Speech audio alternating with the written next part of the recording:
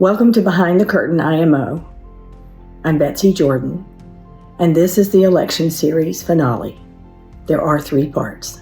And now I'd like to direct your attention to the Courier News, and it is how Elon Musk affected this presidential election. And you'll see more behind the curtain as you see this.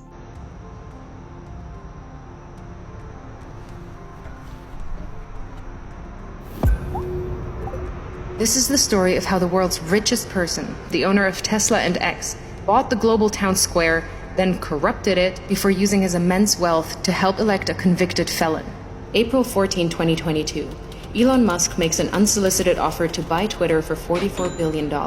He claims the site has become politically skewed and says, for Twitter to deserve public trust, it must be politically neutral. October 27th, the deal goes through. The next evening, a far-right conspiracy theorist breaks into the San Francisco home of Democrat House Speaker Nancy Pelosi, intending to kidnap her. Pelosi is away, but the man attacks her husband Paul, hitting him repeatedly on the head with a hammer. Paul Pelosi escapes with his life, but requires surgery for a fractured skull. While most people take the chance to decry political violence, the new owner of Twitter, Elon Musk, posts a tweet sharing an entirely false claim that Paul Pelosi was in fact injured in a drunken fight with a male prostitute with whom he was involved. So you see, if you'll look back at the series, I did an episode on young men in this election. And it's true. Trump mobilized white people and men and won handily. But it wasn't just white people and men. And that's what's getting confusing for people. They want to boil it down to something that's different than what it was. Elon Musk appeals to a young person and young-minded people because he is an innovator. Not much is looked at behind all of that. We stopped looking at that behind all of that. We did when Trump became president, because he wouldn't have become president if we were trying to vote along moral lines. We know this. So Elon Musk had his appeal. We do not need to be doing the trying to damage his credibility thing, because he's credible. Not only is he credible, he's also negotiated contracts around the world for Starlink, his satellite system. He's going to be blanketing the world with that. Now, as exciting as that may seem, it's also true that he has the defense contracts. We already know that. You saw that in the video. What is also occurring, as we see it today, is that Elon is being included in conversations, high-level clearance conversations. He already had that clearance, by the way. High-level clearance conversations that no private citizen should be involved in. Donald Trump has announced that he's going to set up a new department. Well, he'll probably be able to, but there's a possibility he won't. Because setting up a new department in government is the opposite of what he said he was going to do. And setting up a new department in government also means that Elon Musk will be in charge of regulating his own businesses. Well, if that's the case, he's going to receive some pushback on setting up that. Why? Because there are other people who were elected to serve, and those people will speak up, and they will speak up for their constituencies, and they will want to stay in office themselves. So they will walk that fine line. And you can see this when you see who they've chosen as Speaker of the House. Now, they could choose the Speaker of the House with the body that was elected. They could already do that, and they did. And that person is not necessarily a Trump toe-the-liner. So we'll get more into the appointments and how that's going to affect it in the live stream and going forward. But that's not my intent today. Today is to say, okay, this kind of influence on our government and our relationship with the world. He was involved in a conversation with Zelensky, right? And we have no idea what's going on in those conversations because Trump is not inaugurated yet. He is not president yet he is acting like he is. And that is going to be pardoned because he will eventually have immunity, and he has immunity as the president-elect, sort of by the nature of the office and the nature of our legal system. You know, if we were to press charges for anything like that, it would get thrown out. So that would be a waste of our time, right? So how Trump won the election is different than how a person serves the public. And that distinction gets collapsed a lot of times in the course of the campaigns. People are like, well, he definitely is associated with Project 2025. I was one of them. He definitely is associated with Project 2025. I was correct. But the fact that he kept saying he wasn't was appealing and getting out there to the American public. So he's not going to be too concerned about what people think in the first 2 years of his service. He's not. He's going to want to win midterms. But he knows that the next 2 years, he's going to implement as much as he can that we can't walk back. Because the conscripting of religion and the conscripting of this idea that I'm a wise and savior of a leader that came as a result of these assassination attempts on Trump's life, and also Elon Musk having sort of an exalted view of himself because, okay, let's face it, he goes to space and he brings the rockets back and he saves money doing that. So the way that his mind works is in this very big way. And we can be grateful for some of those innovations. There is a polarity, a universal law of polarity. Where there's light, there must be darkness, for example. All of us has a shadow side. We have a bright side, a light side, and a dark side. We can feed the shadow or we can feed the light. Kamala's last words were, lights shine in the darkness. Billions in the darkness, you can see billions of stars. So she's saying, be the light. Be the light that guides people out of the darkness. And that is how she saw her campaign, and that's how she saw the people that were serving with her. I understand that vision. I think it was a very powerful one. I think she ran a brilliant campaign also. So when I'm saying this about Trump's campaign, it's not mutually exclusive fact, right? That Trump ran a brilliant campaign, also Kamala did. Kamala had the kind of headwinds that she could not overcome. She could not distance herself from a Biden administration that the perception of which was that it wasn't going to do what the American people wanted. They wanted to feel like they could afford something.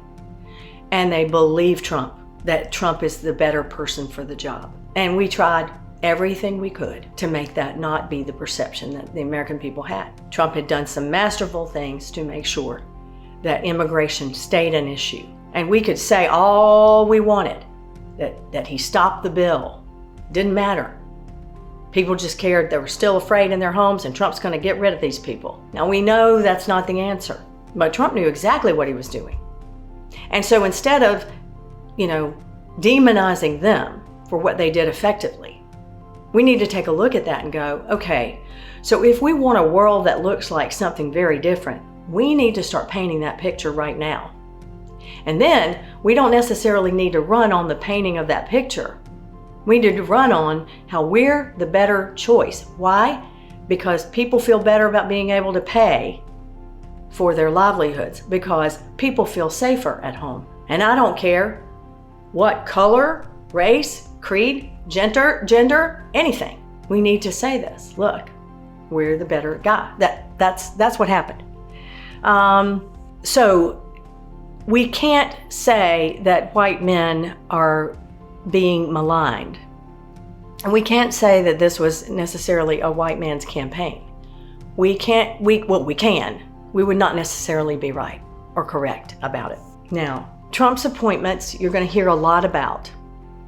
You're going to hear a lot about him appointing people that are loyal to him but do not have the credibility to be in charge of certain departments. I am quite sure that there is going to be a backlash.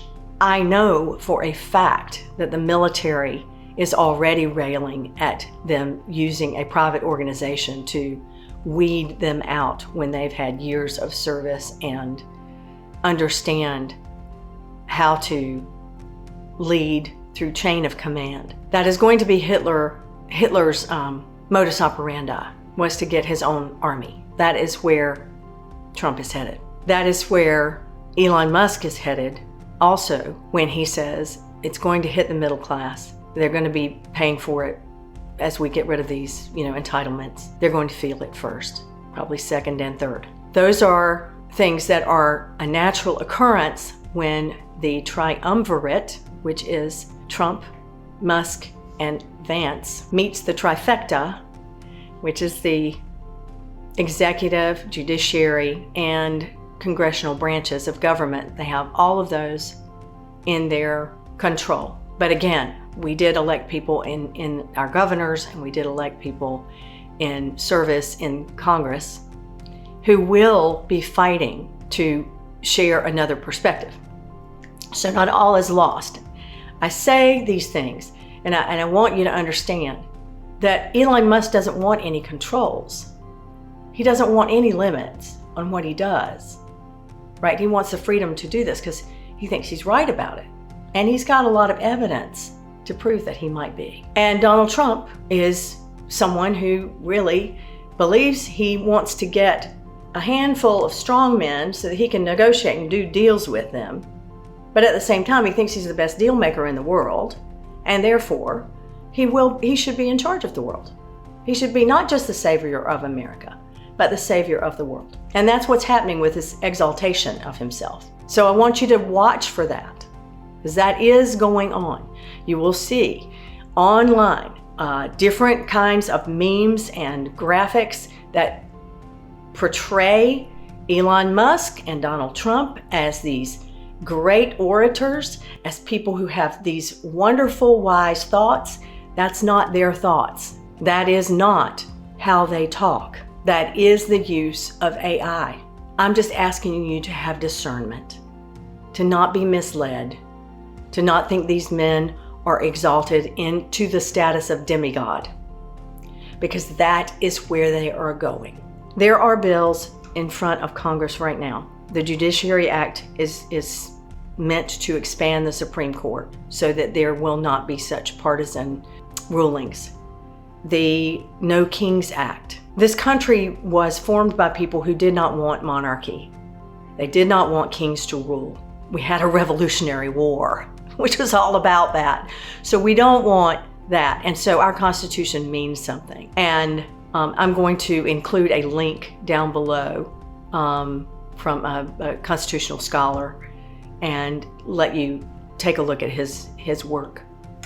But we have guardrails, beyond guardrails, beyond guardrails, beyond guardrails. So we're not automatically protected. We do have to have people who utilize those guardrails to protect us. But we do have those protections in place. So lest I be frightening the liver out of you, I don't intend to do that. But I do need to let you know this is a precarious time. So it's going to be very important that you talk to people who don't agree with you, that you sit and talk to them about how you understand why they voted the way they did, that they felt that he was a better person for the job, that you don't say you're not intelligent if you're not a Democrat. Oh, I've heard that from my colleagues. And I'm like, that makes you blind. That blinds you to the fact that there's some very, very intelligent people who voted for Donald Trump. And for them to hear that when they say, okay, I'm going to vote for Trump, and then to be attacked, that's not making them want to come vote for Kamala, right? And for them to be dismissed, that's the same way they've always felt, okay? They don't care about our dismissal of them. They don't care about how we judge them, right?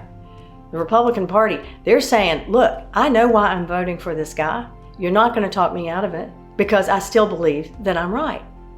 And then we're going, we believe we're right. And so we end up in a civil war. Stop that. I know I sound like a school marm, but stop that. That judgment will get us nowhere except in a civil war. None of us wants that. I promise you, none of us wants that. Except for maybe the militia who's prepared to do that, and that's their raison d'etre. So, sorry, there's an exception to everything, but in general, none of us wants that. So to sum this up, this election series has been, what is behind the curtain in every area, in every arena, not just with the election itself, but what is going on when people talk about, states' rights or reproductive freedom or abortion law or the Middle East, which is what I started out with. And so I'd like to end on that. My wish list for President Biden would be, now understand, though I've been a very good girl this year, and I might deserve to have my wishes met, I recognize that President Biden's probably not going to do these things. But I wish that he would bring Netanyahu up on international war crimes.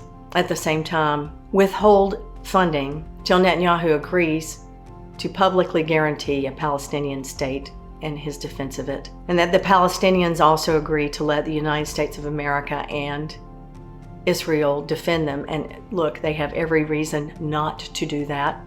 I'll go into the reasons not to do that in just one sec. But the Palestinians need to say that they will not lean on Hamas and Iran, who they have for numbers of years, and Netanyahu has encouraged Hamas to stay there because he didn't really want a Palestinian state and he thought that was best to keep the peace, and the Arab nations did not think they should do that. So they, even though a lot of the Arab nations, have Hamas organizations within their own countries and their own borders. This has been Behind the Curtain IMO, the election series finale. Thank you for being here.